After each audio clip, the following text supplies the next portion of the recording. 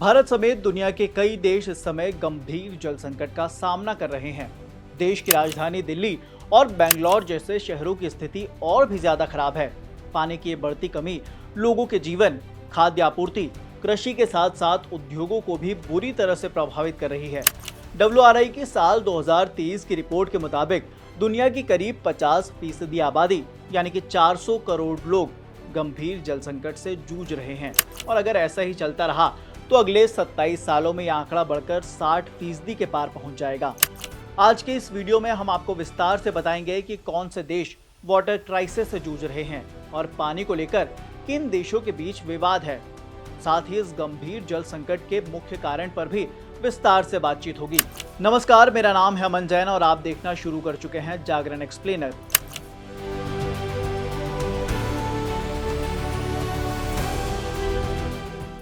पानी एक ऐसा एलिमेंट है जो इंसानों को जिंदा रहने के लिए ऑक्सीजन के बाद दूसरा सबसे महत्वपूर्ण संसाधन है। पूरी पृथ्वी पर 97% पानी ऐसा है जो हम लोग डायरेक्ट इस्तेमाल नहीं कर सकते। ये पानी समंदर में मौजूद है। इसके अलावा 3% पानी नदियों, ग्लेशियर और जमीन में है जिसका इस्तेमाल किया जा सकता है। इस 3% में भी 30% पानी ग्राउंड वाटर है। 69% ग्लेशियर और पहाड़ों पर बर्फ के रूप में मौजूद है, जबकि 1% पानी नदी और झीलों में है। जमीन के अंदर मौजूद पानी इंसान के जीवन में एक अहम रोल प्ले करता है, क्योंकि ये वहां मौजूद होता है जहां नदियां नहीं आ सकती। पूरी दुनिया में फसलों को उगाने के लिए 67% ग्राउंड वाटर का इस्तेमाल किया जाता है। 22% जमीनी पानी डोमेस्टिक पर्पस के लिए इस्तेमाल होता है। इसी तरह 11% ग्राउंड वाटर का प्रयोग औद्योगिक क्षेत्र में होता है। वियतनाम, म्यांमार, इंडोनेशिया, कंबोडिया जैसे दुनिया के कई देश ग्राउंड वाटर पर निर्भर हैं।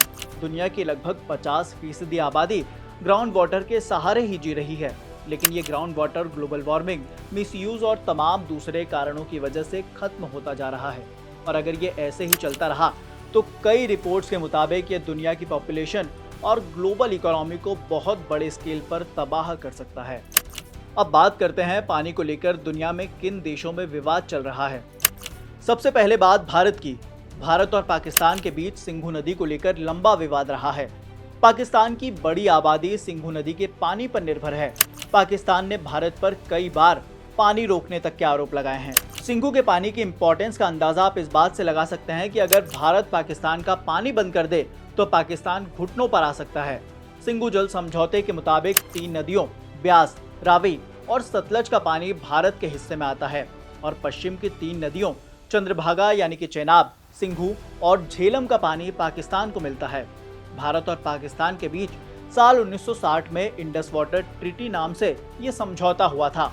इस समझौते पर दोनों देशों के बीच बातचीत में विश्व बैंक ने मध्यस्थ की भूमिका निभाई थी और तीसरे पक्ष के तौर पर समझौते पर उसने भी हस्ताक्षर किए थे। वहीं भारत का पड़ोसी बांग्लादेश, जिसके साथ भारत के अच्छे संबंध हैं, लेकिन तीस्ता नदी के पानी की वजह से कई बार दोनों देशों के बीच तनाव देखने को मिलता है।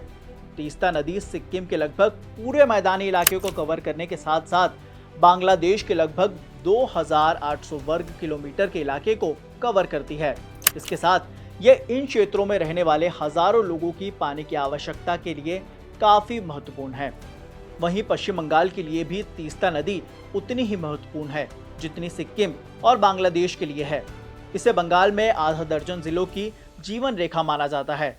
सितंबर 2011 में भारत और बांग्लादेश तीस्ता समझौते पर हस्ताक्षर करने की अंतिम प्रक्रिया में थे, मगर पश्चिम बंगाल की मुख्यमंत्री ममता बनर्जी ने इस पर आपत्ति जताई और इस समझौते को रद्द कर दिया। इसके बाद साल 2014 में प्रधानमंत्री नरेंद्र मोदी के सत्ता में आने के बाद जून 2015 में उन्होंने पश्चिम बंगाल की मुख्यमंत्री ममता बनर्जी के साथ बांग्लादेश का दौरा किया और बांग्लादेश की प्रधानमंत्री शेख हसीना को विश्वास दिलाया कि वे केंद्र और राज्य सरकारों के बीच सहयोग के माध्यम से तीस्ता पर एक निष्पक्ष समाधान पर पहुंच सकते हैं। इस दौरे के 10 साल बाद भी तीस्ता नदी के जल बंटवारे का मुद्दा अभी तक नहीं सुलझा है। अब अगर चीन की बात करें तो भारत और चीन के बीच ब्रह्मपुत्र नदी को लेकर लंबा विवाद रहा है। चीन ने ब्रह्मपुत्र नदी पर बड़े बड़े डैम बनाए हैं, जिसके जरिए वो कभी भी ब्रह्मपुत्र के पानी को रोक सकता है और इस पानी को अचानक छोड़कर एक हथियार की तरह भी इस्तेमाल कर सकता है। नोट करने वाली बात यह है कि अब तक भारत और चीन के बीच कोई जल समझौता नहीं हुआ है।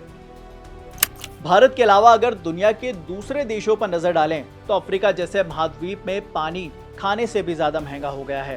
उधर अफ्रीकी देश इथोपिया और मिस्र के बीच नील नदी पर बने बांध रेनेसांस को लेकर विवाद है। दक्षिण अफ्रीका में पानी को लेकर साल 2014 में भीषण दंगे तक हो चुके हैं, जिसमें कई लोग मारे गए थे। साथ ही अफ्रीकी महाद्वीप के अलग अलग देशों में कई बार पानी को लेकर विवाद की खबरें भी सामने आती रहती हैं।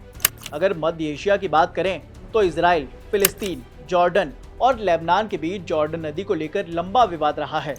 दक्षिण अमेरिका की बात करें तो दक्षिण अमेरिकी देश ब्राजील में भी पानी को लेकर हालात सामान्य नहीं है। लगातार सूखे के कारण ब्राजील के दो बड़े शहर साओ पाउलो और रियो दे जेनेरियो को गंभीर संकट का सामना करना पड़ रहा है। यहाँ पानी की इतनी कमी है कि स्थानीय निवासियों को पीने के पानी के लिए दूसरे इलाकों में तक पलायन करना पड़ रहा है।